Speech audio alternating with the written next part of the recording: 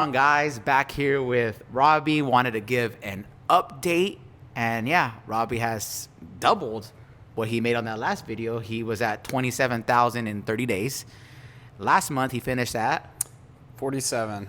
Yeah. 47,000 in 30 days, following proven methods. He's a hustler. He's absolutely killing it. So I wanted it. Our video did so well. That video's at 800 views. Damn. Yeah, so it's compounding. You know, people love the story. You're an inspiration to a lot of the people that are that work with us. So basically what I wanted to ask, right, and just to get right in, if you have not seen that video of how he got to $27,000 all online in 30 days, I'm going to link it down below for you to see that. But if you have, amazing. Okay, so basically what I want to ask is, like, what changed in that time period? Yeah, man. So much. The way that some of these things go is like the ability to adapt and realize that like where the bottlenecks are, right? Which the bottleneck in that month very quickly became aware that it was like me, right? I was the bottleneck in terms of doing this completely by myself. So what changed more drastically than anything was like now I'm into this season where like what I was doing to go from the 0 to 10 and even from the 10 to 27 was probably realizing the limitations of me doing that on my own. And the next stage of that made a huge impact was building out like a solid team of people to help with some of the things that were going into this equation, whether it's like having somebody assist with handling messages on Instagram or having help from people who were raising their hands. And I was lucky because I had people inside my program that have been working with me for a while that had been asking like, hey, I love this. I want to continue to like be a part of this. So how can I do that? And so having those people like ready to go essentially when that moment came, I didn't have to reach very far to find the people that were interested in helping because the product and the program were actually doing something for them. So much so that they wanted to continue being around it and actually take it to the next level of like, hey, how can I help others do the same? And so like the ability to have help with that and free up my time has allowed me to scale the business in ways that I wouldn't have been able to do if I was still in like, and I'm still in the mud, but like if I was in there alone, then I don't know if I would have been able to grow it and continue to grow it at this rate without having some people who were also interested in kind of the vision and the mission of what we're doing. Amazing. I love that. So when I was actually looking at our old video, and there was a question that I forgot to ask you, and I know it'll be helpful to a lot of people because there'll be a lot of people watching this, right? It's like they think, oh, my Robbie's crushing it, which he absolutely is, right? But I actually want to get in more in depth with this question, right? In the sense of, okay, so a lot of times coaches have a problem with getting appointments, getting people on their calendar, right? And then basically, they use Instagram as the main traffic source, right? Like you do. You use Instagram DMs. Before it was all Instagram DMs and, school too, but let's just focus on Instagram. Yeah. Basically, the question I want to ask you is, what are some methods you were using to get people from saying, when they raise their hands, they're like, okay, Robbie, I'm interested. What are the methods that you use to get people off of your DMs onto your calendar? And be as specific as you possibly can. So yeah, obviously when it comes to, first of all, like have conversations, like that's the thing that people do, like just start the conversations. But when we're talking specifically about like, hey, they're saying that they do have interest, nothing changed the equation more than me being super transparent about what I was offering. So there was no like, and this is something I fell into when I started. It's like there's this aversion that I saw in myself and that I do see other coaches doing when it comes to the sales portion, like especially setting. Like, oh, like we kind of tiptoe around the fact that like you're a coach and that you have something that this offer that is paid for, and it's just like, hey, like maybe I can get on a call and I'll just help you out. And it's like, well, what does that mean? Like, I don't know, like, oh, this person's just a nice guy and he's gonna be coming in for a call just to be a solid dude. But instead, the what changed was that I just got very upfront about like, hey, first of all, like, how serious are you about this? And if they say not serious, it's like, okay, well then it wasn't gonna happen anyways, right? And then if they say, hey, I'm serious and I'm ready to make changes now, you go, cool, well, would you like to hop on a consultation call to see if this program would be a good fit for you? Oh, I don't know, yeah, I guess I'd be interested in hearing it. Great, let's take it a step further. If you like the program, are you in a position to financially invest in coaching if you decide you like everything that you hear? And these were all in the DMs? These are on the DMs. Oh, wow. And First time I'm hearing this. Really? Okay. So like whether or not, and like that increased the quality of people showing up, and it increased my show up percentage, was like being upfront about like, hey, these are the things that like, this is setting up the expectations before the call. Yeah. And vetting them before the call. These things have helped. So like when they come on, there's no question in the mind that at the end, especially if you set up the sales call correctly, if things go well, there's going to be a pitch at the end of this call. And you know what's going to happen, right? So it's expectation on both sides. At least I can say, like, when I was being like not as upfront about it, I might get people on calls, maybe, but they also might walk in not even expecting that it's a sales call. And that is a problem. If they don't know that at some point, like, hey, this is about coaching and there might be a financial investment if I'm interested in the program. Got it. So amazing. Yeah, I love that, right? Just being transparent. And a new like play for me that I'm running and that I seen was like, when you go on a landing page and it's like usually like a video sales letter, like it's like, hey, like, someone talking for like, for those of you guys that don't know, like 5-15 minutes, try to get you to book a sales call, right? I'm doing one that's just like, hey, this is a VSL. This has full intention to get you on my calendar to make a sale. And then I just go in for what the program is all about. So it's interesting that you did that, right? And I love that. So my next question is, okay, cool. You got them on your calendar that way by just being straight up, qualifying them on the call. Amazing, right?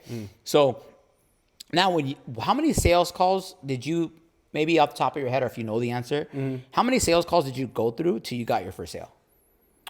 I went through my third sale. I got my first sale. My third sales call. I got my first sale. And then at that time, how much was the price of the program? $1,500. So $1,500, and now the price of the program is how much right now? $5,000. $5,000. So there's a big jump, right? Which is because you got better, people started going, right? Amazing. So my question to you is, did you ever? A couple questions, but number one, did you ever have a hesitation in the sense of, man, is this really worth $1,500? Oh, absolutely, man. No, when I first started, like when I started working with you, I was planning on selling this for like $200 or $300. Like for real. Like I was like, it really has changed my idea of what's possible and what real value is, and like what other people see. It's not your perception of the value that you have for the program is also going to be reciprocated if you can communicate it well by the people that you're trying to like get that program to. And that was one of the biggest breakthroughs, is like to your credit, like every time you told me to increase the price, and the way that conversation usually went was, I'm uncomfortable with that. Yep. And then you told me, good, do it. And like learning to trust that like that uncomfortable decision is probably the direction that you need to lean into. But that's what changes, right? That's what, like, you want to become a coach that is going to own a 7-figure business or more. Like, if that's the type of person you want to be, then you have to have a new identity to do it. And that means like making uncomfortable decisions. And that's probably why they call it growing pains, is like leaning into that. So yeah, it made me uncomfortable every step of the way, but then it was continually proven to me over and over again that people were still going to show up and be interested. Yeah. Even at that price point. So what do you feel was the mental, because, obviously I work with coaches, right? And whenever they pitch the price of the program, $1,500, $3,000, $4,000, $5,000. Usually when they're just starting, if I tell them, hey, kind of like with you, just do a $1,500 offer, right? For 3 months, right? I believe it was 3 months at the time, right? There's always this hesitation to where like they don't believe it. So when they get on a call, they butcher the call. They start talking too much. They just price drop real quick. So it's like, obviously I know you pitched the price, right? But I want to get more into that, like really root of it. Is like when you started pitching the original price, which was $1,500, like, and then you had that fear. How many sales calls do you feel that you had to go through to where you feel like, okay, I don't have that fear anymore, pitching a program of $1,500? At least a couple dozen before I was like, okay, this is so a couple just dozen is like, let's just say 24. Yeah. So amazing. And I really want to, and I'm sorry to interrupt you, I really want to highlight that, is because a lot of coaches, like, some of the coaches that I work with, right, that are like, they're getting on these sales calls, right? And they're getting their reps in and they want to be perfect right away. They don't want to have these fear. They don't want to, they don't feel aligned, right? And, but it's like, it's interesting, right? It's because it's good, right? It's because people see you, right? And they think that, obviously you and I have had so many conversations outside this camera, and even in our time, working in earlier days too, where it's like, the fact that you, who has a lot of success doing what you're doing, you had to go through like about minimum 24 sales calls to that feeling of, is it worth it, went away. So basically what I want to ask now is like, okay, cool. Let's say 24 sales calls, it went away. How did you feel when you're like, you got on a sales call and then I told you, like, hey, you need to raise your prices. So did you have that same feeling again? I did, but not for as long of a period, right? So it would take a couple calls because, like, especially the last couple times you told me to raise the prices, like, I closed the next call, right? So then I was like, two of them, okay, like back to back. So it was like, okay, like how am I, like I can still feel this way, but like there's proof that like people feel otherwise. So like I can either stick with my own perception of this and my own self-value, because that's really like what it is a reflection of. Yep. Am I worth this price? Because that's what it is. Like when you're a coach, yeah, you're selling a program, you're selling a system, you're selling it, but like you're helping them implement. They're buying you as a person to help them. And what that price really represents, I think in my mind and in a lot of coaches' mind, is in some way, shape, or form, am I worth this much value to a person, right? And that's a reflection of self-worth. So you increase the price, it's like uncomfortable. Like, am I really worth like this? And then that changes you to start operating different. Like, oh my God, they paid for that. Now my standard has to be even higher. Like I have to deliver even more, right? And that is like an interesting psychological construct that I've found myself going through. But yeah, every time we've increased the prices, there has been this like, ooh, I don't know. Usually only takes like 2 or 3 to get past that. Yeah, at that point. Yeah. And that's like, yeah, I love that, right? So I absolutely love that. So for you, right, we talked about like, posting our last interview, right? Like like, hey, you made content, like the viral content didn't really book you appointments. It was the more niche down, lower views that got you that. So what I want to know is, and this is kind of where I just want you to like freeball it in this way, where it's like, I want you to tell them in the sense of like your view on content, right? How to use your Instagram, right? And how you used it more specific to start booking you appointments, how specific you were, right? Because every coach tells me, it's like a lot of coaches that work in our community, right? And that want to work with us, they tell me, it's like, okay, well, how do I get results like Robbie? And I literally, I told the coaches on one of our group calls this week, I literally said, I was like, look, I literally analyzed everything that Robbie did.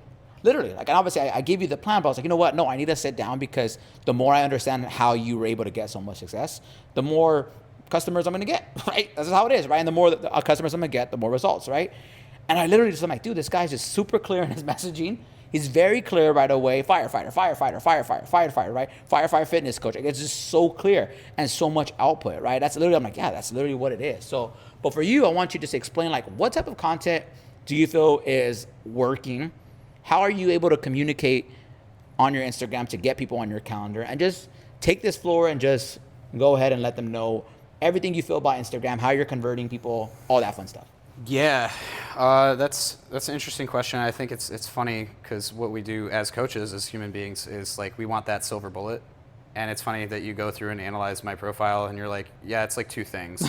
And because it is, like, you're not wrong. Like, it's like, okay, it's messaging, like consistency, messaging, and like output. And that is the answer, but I'll like dive more into it because there was something like a mental break. And we talked about this in the last interview, which was, a post that probably changed the trajectory of all of my content was something that you posted, which was like, hey, you're posting for likes and views, you're not posting for conversations. And that little shift was like, because I had these other things in place. I had the systems, I had like a few clients, I had this stuff. I would like get really excited when I had a video hit 500,000 views. And then we talked about this in the last video, like, ask me how many clients that video got me. Like, nothing. It was controversial. People liked it, they shared it, whatever. It led to 0 clients. Okay, do I want to be Instagram famous or do I want to change people's lives? Do I want to have clients that are going to benefit from working with me? If the answer is truly that I want to be that type of coach and take it to that level, then I shouldn't really care. So like what we've been trained and conditioned to do since Instagram has been around is like the value of a person who creates content generally, and this most people still feel this way, is like based on the amount of followers you have and based on the amount of like likes or engagement that your stuff gets. What I've learned in this process is that like if we can take ourselves out of that and just truly focus on the avatar, like specifically like what they're going through, and your messaging is clear, what I've learned is that they are always watching. And people, they might not even like your stuff. It might not go far. They might not comment. In fact, they probably won't. In fact, some of the people I've signed up recently were bringing up posts that probably got like 20 likes on Instagram, and they get on a call with me and they talk about how much that post resonated with them. And I'm doing so much, I can't even remember what they're talking about. Right? But they'll talk about this post. They're like, I just remember when you said XYZ, or you had the podcast where you said this. It just like, I can't stop thinking about it. And it was a post that like I didn't even think twice about. But it was sincere. It was talking to them, and they felt like it resonated deeply with them. But they didn't like it. Some of my best clients, they don't like any of my stuff. They don't like my stuff. They don't share it. They don't do anything. You never would know that they're watching, but they're always watching. Every move that you make, they see it. And it's just that constant reinforcement. That's more important than having a bunch of shares and likes and comments on Instagram.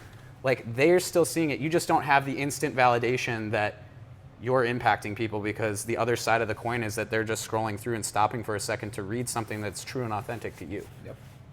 Yeah, it's like, I agree with you 1000%. It's kind of like, for example, like if you see a YouTuber, right? It's like they have like 3.5, like a Hermosi video, right? 3.5 million subscribers, but his videos get like 5,000 likes on YouTube, but the viewership is like 1 million, right? So it's like, okay, well, they're because they're not liking doesn't mean they're not watching, which goes to exactly what you just said, right? And it's like that with Instagram, right? Because coaches often, they want to get that instant gratification. No one's liking my stuff, right? No one's commenting on my stuff. But exactly what you just said, like I don't remember what post that was. And you just said that some of your clients are like, dude, I remember that post, and you're like, I forgot about that post. I don't remember what post you're talking about, right? It's because you're just being direct every single day, and like that's just how it is. So you have a great perception on content, in the sense of like content and conversation. That's where you're gonna make the most money, and that's it, right? Not just creating content for entertainment, like you said, right? So my next question to you is, right, where you're at right now, right? You're past 10K. You're like, $40,000 a month. You're absolutely crushing it, right? Now, when you see a coach who's just starting, like you see that coach, right? What are some things that you think, and like they're telling you, man, let's say they come to you, right? A better question, right? Hey, Robbie, like, what did you do? Like, what can I do to get your results? Like, and you've gotten those. We'll tell you, like, what can I do, right? Our last video, what can we do? What can I do? What do you typically tell coaches that come to you and just say, man, how can I get results like you? I think you have to be incredibly specific about, and when you think specific, like think, okay, I'm thinking of a specific person, and then get more specific, right? Like, get more specific than you initially think. Because if your content isn't addressing a specific person with specific problems, your message doesn't reflect the things that they're going through and the solutions that you have. I see this so many times, and like, I've been introduced to a lot of coaches now, like in the space. Like, I'm, in the communities that I'm in, and like, there are constant themes that play out. If you try to help absolutely everybody, like the day of helping busy professionals is like, it's over, right? Like that's like, it's saturated, and it doesn't, like, that doesn't speak to anybody. Everybody's a busy professional, right? So like, you're effectively, no, I'm niched. I work with busy professionals. It's like, well, so does like 2.3 million other coaches.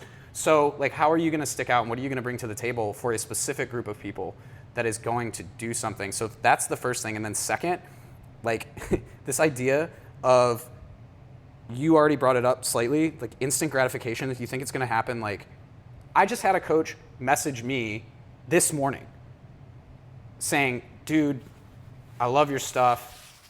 I've been watching you for a while. I've been following you for a while. This is a coach. I didn't know he was following me. And he goes, I've been posting every day for 30 days, and I only have 75 followers. He's like, when is it going to take off? And I was like, that's been 30 days. Yeah. Like, all right. And I was like, are you posting every day? Like, I'm at the point, like, I'm posting 14 pieces of content a week. That's crazy. Like, figuring out a system, because I'm figuring out how I want to nurture my audience. And he's still a firefighter full time, by the way. Guys. Yeah. So, people don't, like, people often refer, they think they're going to hear that. People that didn't watch our first video or don't know exactly what you do. He's a firefighter fitness coach. He's full time still firefighting, right? So he's able to post how many times a week? 14, right? When some coaches can't even post 7 times. So sorry to interrupt you, but I really wanted to highlight that, but go ahead. Yeah. And so like, that's just on Instagram. So like, we got YouTube. So it's like, all right, it's like what Hormozy does talk about is like, put out so much volume that you have no other option but to succeed, right? Like you just increase your odds every time you practice. And that's what it is. Like content is practice. Like you can't get good at it if you're doing it a couple times a week. Like you can, but it's going to take you 10 years. So like if you want to get good at something, don't even see it and expect results. Just focus on honing your craft. Like, okay, I want to get good at posting content. If your goal is to get good at posting content and it's not to get a bunch of followers, it's not to get a bunch of like whatever your desired outcome is. If your only goal is I want to get good at making content, I want to make content that converts. Well, then you have to work on making that content. That's how I see posting. Every time it's just practice. How can I get a little bit better with my message? How can I get a little bit better at nurturing my audience? And every time it's just a rep. Like I would consider if you do 1,000 posts, I'm just going off the rip here, like 1,000 posts, then you can talk about like how to make content. I've been doing this for less than a year. I have like 250 posts. So I got another 3 or 4 years to go before I can even complain about like what works in content and what doesn't, because I'm still experimenting. I'm still learning. Every single post I make is an opportunity to improve, experiment, try something new. And on top of that, build off of what I've already seen working. And so if I can just keep building on those little steps of success, then yeah, like, well, why would you make 14 pieces of content a week? Because that's 14 reps that I can do in the direction towards mastery. And like the more I can improve my messaging, the more people I'm going to be able to help. Amazing. But Robbie, I don't have time.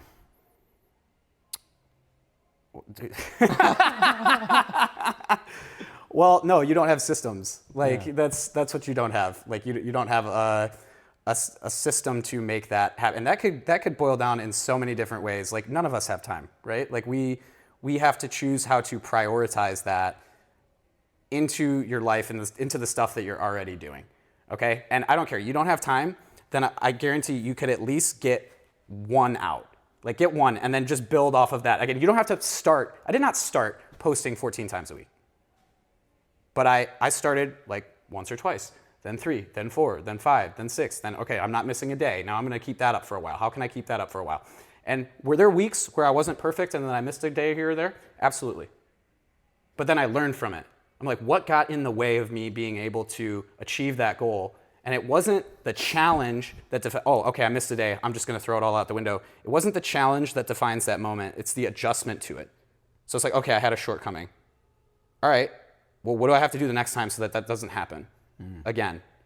And then adjust to it and make that, like you can make it a part of what you do. If I'm a full-time firefighter who does 24-hour shifts and can find a way to do 12 to 14-hour days, like that's what it turned into, right? Like, but if I can post 14 times a week as a full-time firefighter and running a business like this, like I bet you can find a way to post like at least 5 times a week. But Robbie, I work a normal 9 to 5. I'm busy. I get home. I'm tired. The last thing I want to do is post. Well, if you want to, all right. So that's such an interesting conversation to have because like as coaches, if you are a coach and you're expecting other people to sign on for a program like yours where you're trying to shift their identity by asking them to do things that are uncomfortable, but you're not willing to do something uncomfortable yourself, how are you going to help those people if you can't even follow through on the uncomfortable changes you need to make it so that they can change? Sorry. Yeah, no, amazing. I love that. Love that. Yeah. But Robbie, like no one's liking my content. Nobody likes my content either. That doesn't translate. Again, like it doesn't translate into like some of the posts that multiple prospects have brought up to me was content that got 15 likes, 600 views. But guess what? If I get 3 clients out of a post that gets 600 views, like what's the outcome here that we're looking for? Like if your desired outcome is more clients, then do the things that are going to get you more clients. Don't get hung up on like vanity metrics that don't matter. Right? I would much rather, again, I have 3 videos on Instagram. Combined between the 3 is 1.5 million views, and I have 0 clients from all of those videos. There are other videos or posts that I can go back to. Some of them took me 5 minutes to make. By the way, when they talk about this, like, I don't have time thing, content that converts isn't about how much time and effort you necessarily put into a post. It's about the message that you give and what you're able to convey. And that does not always necessitate that you spend 3 hours making that post. In fact, I found the ones that have converted the best, I have spent some of the least amount of time on, just because the message resonated with people. And that was more important than anything. It wasn't the editing, it wasn't the flash, it was just the message that struck true with them, that made them reach out, and that they felt like so strongly about they had to bring it up on a sales call with me. But Robbie, I don't feel like I don't feel like I'm aligned to my offer. So then what's the work you have to do to push you're not going to feel aligned with your offer until people start resonating with it. So you better get to work in terms of creating an offer that people are going to be interested in. That also means like leaning into something that's uncomfortable. You can't just like walk into this conversation or into the equation, especially in the space in the first time, like, and expect to knock it out of the park. And you know what that's going to require if you don't feel aligned is trial and error. AJ, like, I went through several offers with you, more than a couple, but that doesn't mean you have to stop trying. It's like, okay, evaluate, like, is this working? Does this really make sense? Where, are people resonating with this? And after adequate amount of time, like, yeah, do I believe in this offer? Cool. Like, is it going to work? Cool. Am I getting feedback on this? Awesome. I was not going to be able to arrive at that conclusion without trying and failing a bunch of times until I arrived at the thing that worked. So, yeah, if you don't feel aligned, I would say keep trying until you have an offer that makes sense for you and the people that you serve. But to do that, you have to be extremely clear on who you're serving and what you're providing. More than anything. More than anything. Amazing. So as we wind this down, right, and I appreciate, Robbie was just coming. I live in LA, so Robbie came. So it's awesome that we can do this in person. I kind of just want you to like talk to the camera and just coaches that are struggling, coaches that are going through some hardships, right? Basically trying to get leads, trying to get clients, right? Not making sales, right? They're in this endless hamster wheel, like just advice that you would give to those coaches that are watching this right now that are inspired by your story, that definitely want your results, right? Of course, who wouldn't want to make $47,000 in a month, right?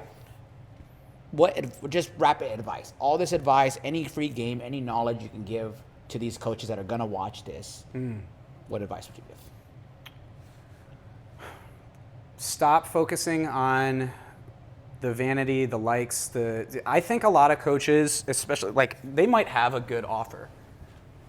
And they might actually serve like a specific person, and they might have a great solution. They might be an amazing coach. But because we conflate this idea of like, oh, my post didn't get any likes or it didn't get any shares or views or any of that, they feel like they need to change something that would have been a good offer when the fact is they just got started and they haven't put in the time or the reps to like make it show its face. And if you equate your value to what Instagram says is like viral or repeatable or like stuff that's going to be shared, like, you're going to be chasing that hamster wheel forever, and you'll probably be changing strategies 15 times trying to chase the wrong metric when you haven't even given it enough time to see if like this is hitting, because it doesn't happen overnight. People don't trust you overnight. What is it, like 47 minutes before somebody trusts you? Yeah. They need to see 47 minutes of you. A specific type of person needs to see 47 minutes of you to even be comfortable having a conversation and to trust you a little bit. On Instagram, that could be 47 videos. Have you given it that much thought? Then when you say like, oh, why is it important that you put out volume, to AJ's point? How quickly do you want to get to 47 videos? And is every single client going to see every single follower going to see every single video that you post? So when you make it a numbers game, this is why it's important, especially to get started. And if you're going to do it, then just view content as practice. Find the people that are specifically going to be helped by your offer, and then speak to them as if you were them. And that's like something I've been able to do because I am a firefighter. Like, I know what firefighters are going through. So if you're going to move forward and you're stuck and you feel like making progress is slow, it's because it is. It's because it's more than patience. So like me, like I'm an impatient person. Say like, okay, but if you told me, or how about this? If I told you that you'll make it as soon as you have 500 posts under your belt, like hypothetically, how quickly would you get there? Would you do it at a rate of, I'm gonna do 1 post every other day, kind of take it easy, for as badly as you say you probably want it, or as long as you may have been working on this? Or would you want to get there as fast as possible? Like, I know what the answer was for me, was that I don't want to wait that long to get good at what I'm trying to do. And that's what we do as human beings. We find every reason to put off the things that really need to happen, and we make justifications saying that, like, it's for the sake of these things that I'm not doing. Like, I avoided making content for 1.5 years. And I had all the reasons. Oh no, it's working in. I've spent $8,000 on filming equipment. It turns out all you need is a cell phone and a can-do attitude, right? So, like, I don't use any of it. But I made that reason. I believed it. Like, no, I needed all this stuff to get started, or to make the content, to feel comfortable with it. And the only thing that moved the needle at all was doing the thing that I wanted to get good at. As simple as that sounds. If you want to get good at something, do more of it. There you go. That's it. If that's what I can tell you, is like, okay, get on more calls, post more content, hone your craft. Like, this is if you're going to be a professional, be a coach, then hone your craft to do those things. Like, you have to practice doing it. You can't just come into the space and be like, I should be good at all these things. No, you get good at them by practicing them. Sales, setting, like coaching, your program, everything. You have to practice all these things, and you have to practice them by doing them. That's what I could say. Amazing. And there's only the 3 things that really make the difference, which is what AJ teaches people. And this is me just like glazing him up right here. All right, he didn't ask me to do this, but like, if you really do want to get started, then the things that I'm doing now to be at like close to 50K a month, the foundation was still built. Like, it's still built all around. Am I doing things that are different and scaling now? Yeah, I am. But you have to start with a good foundation. You have to. The foundation is still the same things that AJ taught me. Like, that still builds the entire foundation of what I'm doing now, even though I've scaled and I'm adding other things. But I can tell you definitely that if I didn't have a solid foundation and I tried to add more to it, the whole structure would crumble. It has to start with the most basic, important things that matter, and that's what I learned with AJ. Amazing. Free glaze. I appreciate the glaze, bro. Yeah. I did not, that was not asked, but I appreciate it. Yeah, man, I'm very proud of you. And, you know, a lot of coaches always ask me about you. And like, literally, like, I really wish that I literally told the coaches on Monday, I was like, yeah, man, like, I sat down, I brought out your Instagram, I brought out my notebook. I'm like, let me figure out more. I'm like, it was right the first time. It was just so like volume, you know, specific, like very so specific, like, very, like, it was just that. I'm like, yeah, that's just what it is. And it's honestly something so basic. So I appreciate you taking the time out of your busy vacation to stop by. We're going to hang out some more. But if you want, you know, similar results like Robbie, okay, and there's a link down below to book a call with me and my team. And we'll see if you're a good fit for the program. Other than that, appreciate you guys for watching. And Robbie, let's get it. Yeah.